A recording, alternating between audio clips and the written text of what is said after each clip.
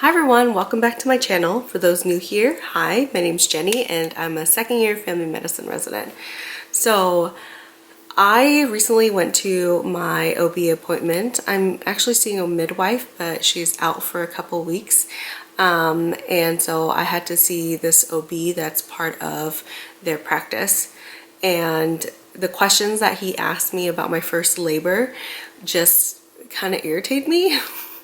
And that's why I wanted to share this. It's a little traumatic, a little bit of crazy delivery story with Wyatt, with my first pregnancy, with you guys today. And then I'll tell you guys what he said at the end and you guys can make your own judgment. Obviously, I have a lot of medical training, and so I will try to teach you guys some of the things or why they do some of the things that they did during delivery. With Wyatt's pregnancy, I had gestational diabetes that was diet controlled, which means that on my 1 hour and 3 hour glucose tolerance test, I failed. But when I did my finger stick glucose for 4 times a day for the rest of my pregnancy, the levels were all normal, and so I did not require any medication.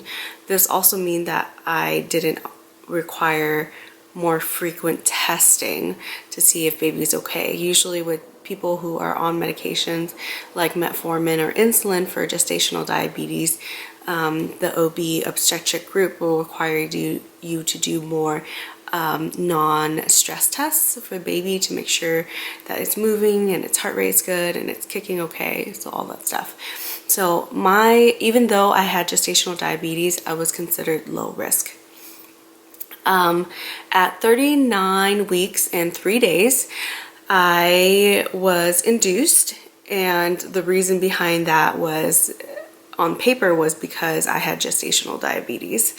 Another reason why was because I lived fairly far from the hospital, about over an hour away, and I didn't want to go into labor and then have to try to get to the hospital. But the main reason why was because I was selfish, really, and I was graduating in 2 weeks and I really didn't want to go into labor when I was graduating from med school. So at 39 and 3 weeks, I chose to induce. So I went into the hospital the night before and they placed this medicine in the vagina close to the cervix. Around the cervix is called Cervidil, which helps dilate the cervix. And that's when you can get cramping and all that stuff. This is called induction of labor. There's lots of ways that you can do it with like a balloon, Cervidil, things like that. The choice was made for me, don't know why, to use Cervidil. And I dilated to about 4 centimeters. And by that time I was already cramping so bad. It's all a blur, but I just remember it was cramping and it was really bad. And so the nurse said that I was in active labor. And my mom was there with me at the time, and I'm like trying to breathe through these contractions. I'm like things like that, and she's just like, shh, be quiet, I'm trying to sleep. And I was like, oh my god, it hurts so bad. Like, I didn't think that it would hurt that bad, and I don't know if it hurts worse when you get induced. But I really couldn't. I really wanted an epidural at that time.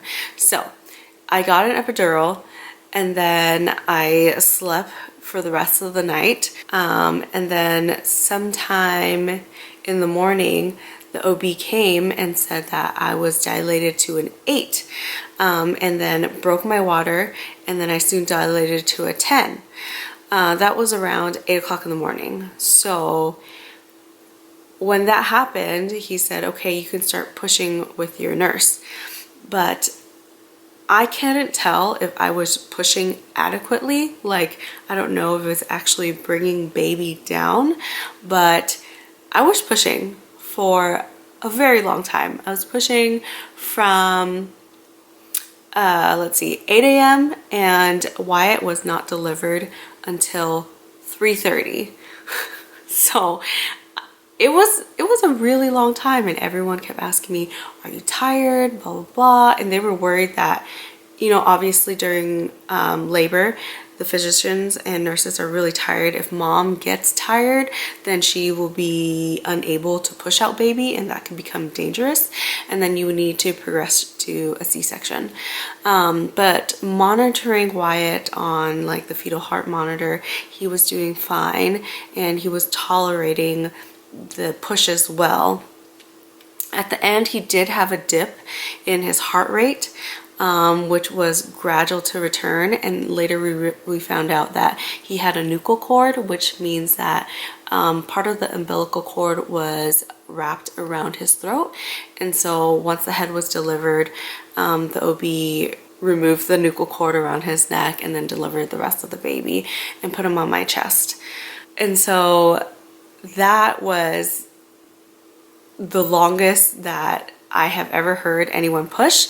So according to ACOG guidelines, which is the American College of Obstetrics and Gynecology, if baby is tolerating compressions or labor well, if mom continues to have energy and she is continuing to progress, then you should allow her to continue pushing. Because previously we thought that, you know, after a certain amount of hours, if mom is unable to push, then we would consider that a failure to progress, which means that mom is likely not going to be able to push out baby. And this is like, say, after, this is very common practice actually. When I was in med school, like say the OBs would be like, okay, you've been pushing for 3 hours, baby's not coming down, we're going to go to C-section. And I just refused to do that, and my colleague actually who just delivered, she pushed for 6 hours.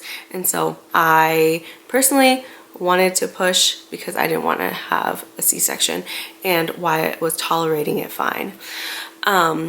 When he came to me, he did not cry at first, but his tone was good. Like he was lifting his head and looking at me, and that's crazy. And I was like, take him, because he didn't cry. And so the nurses took him, they just did this deep suctioning, and then he started crying, and then started turning pink, and it was great after that. But what, so I guess like that was a really short summary. Basically, I pushed for freaking ever. I pushed for a good 7 hours, and I probably rested for an hour in between.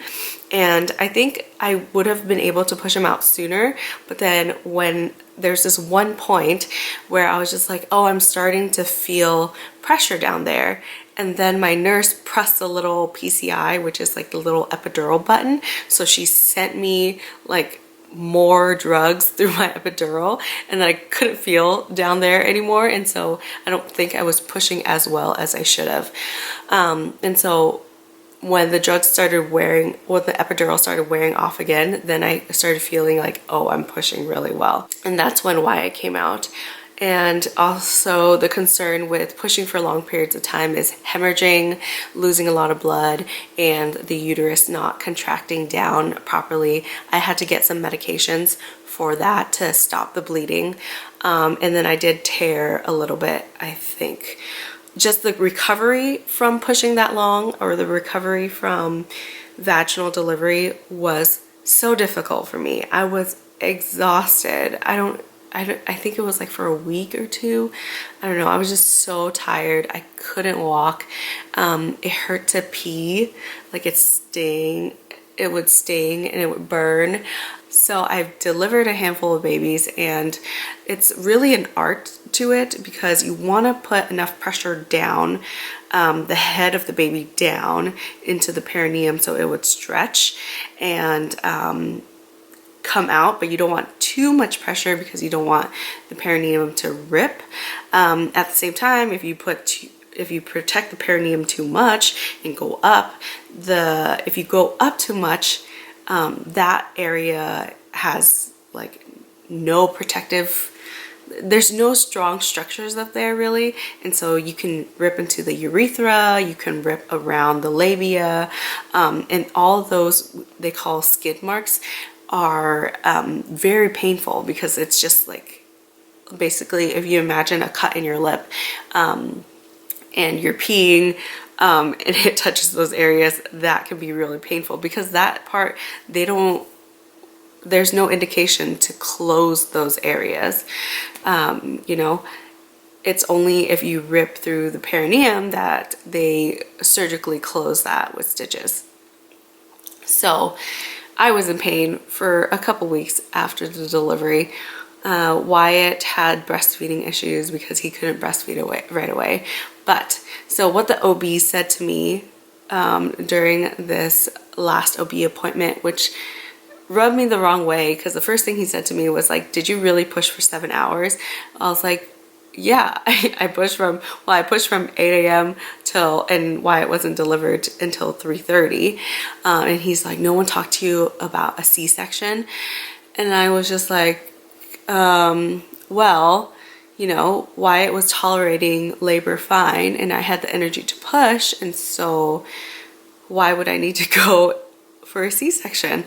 And he told me that, you know, the longest patient he ever had push was 6 hours, and she still ended up in section, and congratulated me for delivering him vaginally, and then proceeded to ask me if I plan to have any more kids after this, and proceeded to say that tubal ligation is an option. I'm just like, after I told him I wanted an IUD. So yeah, I mean, I understand, like, he's a surgeon, but I felt like he thought that if I were to go into labor and if I were to push that long again, then I would go into section. And he's already assuming that since I will be having a C-section, it will be easy to tie my tubes at the same time. So I just really hope my my midwife comes back so I can continue my care with her. So yeah, that is my crazy obese story. I mean, it's not too exciting, but I guess you guys learn a little bit about induction of labor and the different guidelines now for vaginal deliveries versus cesareans. I will link the ACOG article down in the description box down below if you guys want to read more on it yourself. There's also interesting things like the only thing that shows to decrease actual cesarean rates is like maternal support, like a doula. So I will leave that in the description box down below for you guys to read. As always, thank you guys for watching. If you guys have any video ideas that you want me to film, please leave them in the comment section below. If you haven't already, please subscribe, and I'll see you guys next time.